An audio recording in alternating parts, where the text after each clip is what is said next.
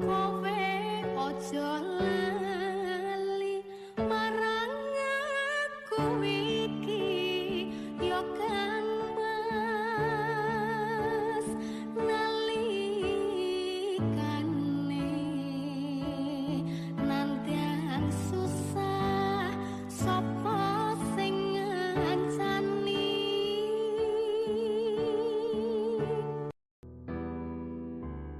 Halo bro, kembali lagi di channel baru muncul ini. Sebelum kita mulai subscribe dulu ya, agar saya semangat bikin video, tombol subscribe ada di pojok bawah kanan ya.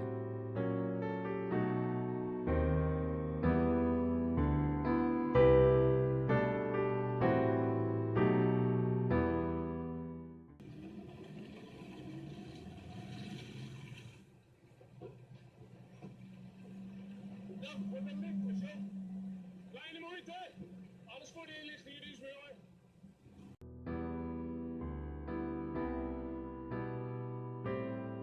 Hari ini kita akan bahas, Monumen Kepet adalah bukti sejarah perjuangan rakyat Tuban bergerilya melawan tentara Belanda.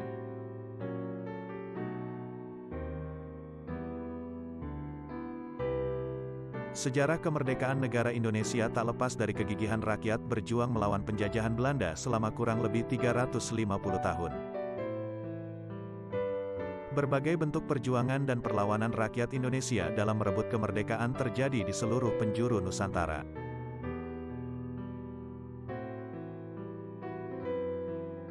Di Tuban, terdapat sebuah kisah perjuangan rakyat melawan penjajah yang cukup populer. Perjuangan tersebut ditandai dengan sebuah monumen yang dikenal dengan sebutan Monumen Kepet. Penyebutan itu berdasarkan cerita sejarah dan lokasi monumen yang terletak di Dusun Kepet, Desa Tunah, Kecamatan Semanding, Tuban. Beberapa pelaku sejarah yang masih hidup sempat menuliskan kisah perjuangannya saat pertempuran di Kepet.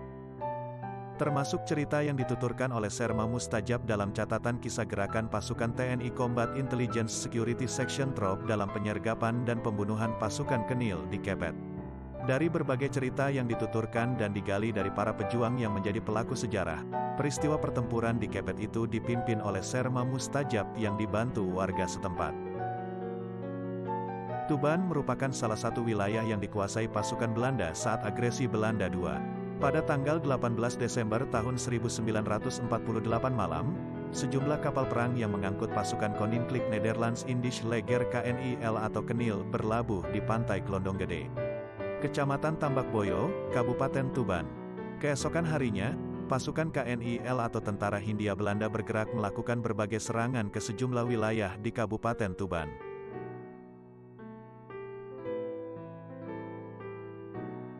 Saat itu, situasi keamanan di dalam negeri sedang dihadapkan pada peristiwa pergolakan yang lebih dikenal dengan istilah Madiun Affair atau PKI 1948 pimpinan Musso.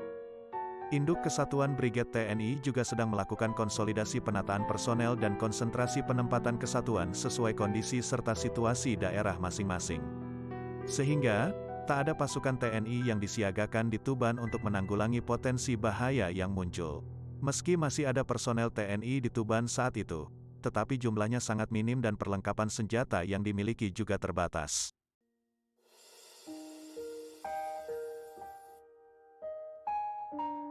Kondisi kekuatan yang tidak berimbang membuat pasukan Belanda dengan leluasa menyerbu sejumlah wilayah di Kabupaten Tuban. Pada tanggal 20 Desember tahun 1948, pasukan Belanda dengan mudah dan cepat menduduki wilayah kota Tuban, tanpa ada perlawanan berarti. Setelah menguasai pusat pemerintahan di Tuban, pasukan Belanda membuat pos pengamanan di setiap kecamatan. Pos pengamanan tersebut diantaranya berada di Kecamatan Tambak Boyo, Kecamatan Merakurak, Kecamatan Jenu, Kecamatan Plumpang, dan Kecamatan Rengel. Selain itu, pasukan Belanda membuat pos penjagaan di sejumlah titik lokasi Jalan Poros Tuban Babat yang menjadi jalur utama menuju Surabaya.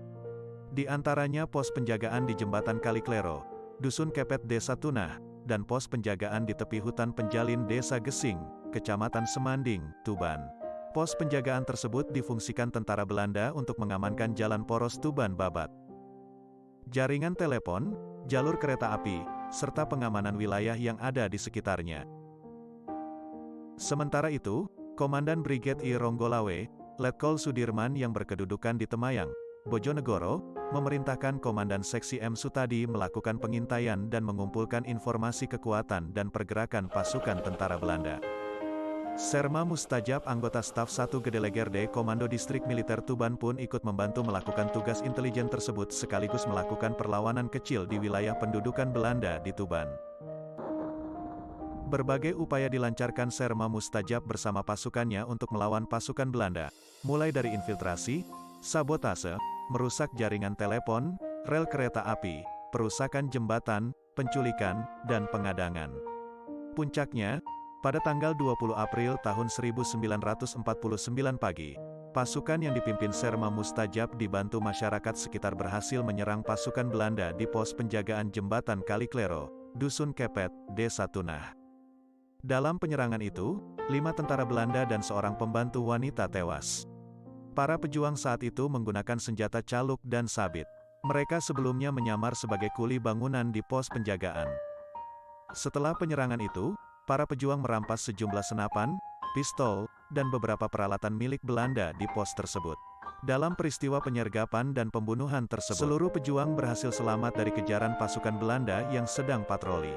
Namun, beberapa hari kemudian Kardi yang menjadi kepala desa Tunah dikabarkan tertangkap dan dibunuh oleh pasukan Belanda.